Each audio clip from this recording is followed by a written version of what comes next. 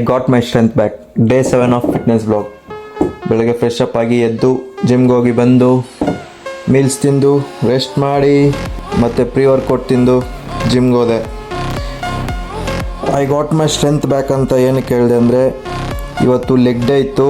ನಾನು squats 2 months ಮುಂಚೆ ನಾನು ಲೆಗ್ ವರ್ಕೌಟ್ ಮಾಡೇ ಇಲ್ಲ. ಆ್ಯಂಡ್ 1 month ನಾನು ಜಿಮ್ಗೆ ಹೋಗಿಲ್ಲ. With no diet, no protein, ಏನೂ ಇಲ್ಲ. ಕರೆಕ್ಟಾಗಿ ಸ್ಲೀಪ್ ಇರಲಿಲ್ಲ, ಏನೂ ಇರಲಿಲ್ಲ. ಆ್ಯಂಡ್ ಆಫ್ಟರ್ ದಟ್ ನಾನು 2 weeks ಆಯಿತು ವರ್ಕೌಟ್ ಮಾಡ್ತಾ ಆ್ಯಂಡ್ ಪ್ರಾಪರ್ ಡಯೆಟ್ ಮಾಡ್ತಾ. ಇವಾಗ ನಂದು ಹಳೆ ಸ್ಟ್ರೆಂತ್ಗಿಂತ ಜಾಸ್ತಿ ಲಿಫ್ಟ್ ಮಾಡ್ತಾಯಿದ್ದೀನಿ.